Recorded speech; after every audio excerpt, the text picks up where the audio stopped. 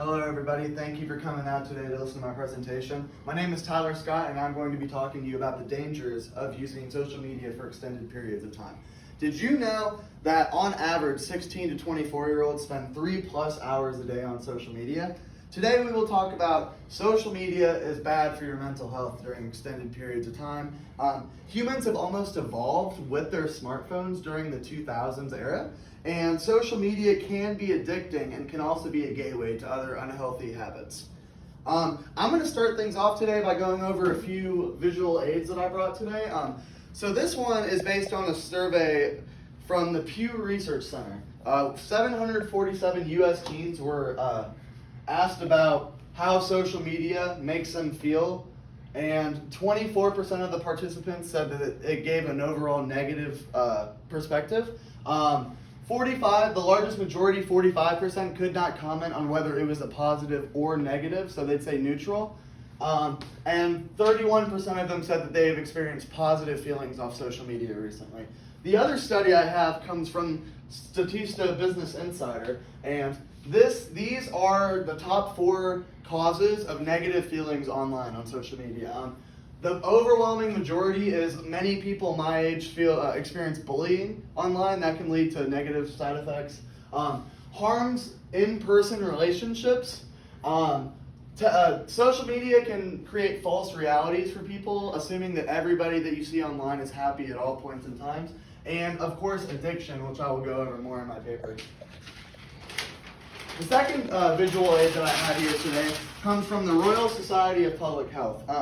1,500 people were surveyed, and these are the 5 most popular social media sites by internet traffic. So you can see that overwhelmingly people have had a positive experience on YouTube.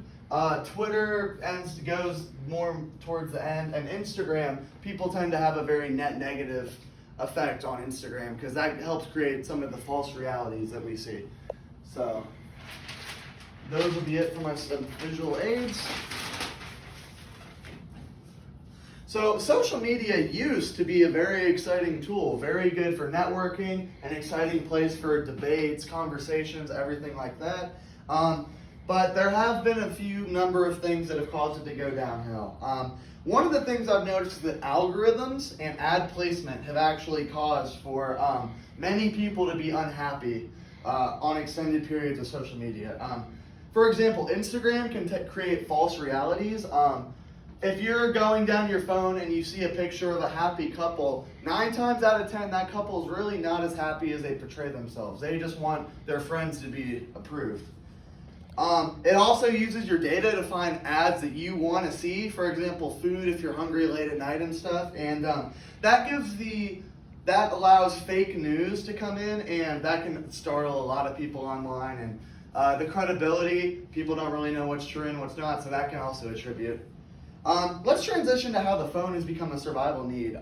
So apps provide entertainment, services, and knowledge at the press of a button, right? And human beings are the very first animals to ever have that power at their fingertip. So with my predictions, the cell phone will actually be integrated as part of the human evolutionary tree here in a few hundred years. Put it this way, cavemen, whenever they first discovered fire, that was the most important survival thing to them. And nowadays, you ask people what's the most important survival item to them, many might say their phone. I can't live without my phone. So it just puts into perspective how far along humankind has come in technology. And now finally, let's transition to some solutions that I have for this problem. Simply put, you guys just got to put the phone down. This is a very self-centered problem, and pretty much only the user himself can solve this problem. There's no national protocol, no laws that will be able to solve this. Some recommendations that I have, many smartphones have a parental lock feature like TVs do. So if you cannot do it on your own, I would recommend locking your phone. Find other hobbies. Social media can be a very bad addiction that can lead into other addictions such as gambling, in-app purchases, stuff like that. Maybe try working out. Working out is actually a very healthy addiction, and I guarantee you that your progress will be seen by others. And In conclusion, I hope I can convince you guys to take a step back from your social media. I challenge each and every one of you here today. 1 hour a day for a whole week, cut down your social media usage, and I guarantee you that you will feel happier, you will feel less dependent on other people's opinions, you will gain self-confidence, and you can invest that time, that lost hour a day, to be productive, rekindle some lost relationships, maybe even get a pet. Thank you guys very much for listening. My name's Tyler Scott, and I hope you all have a great rest of your day.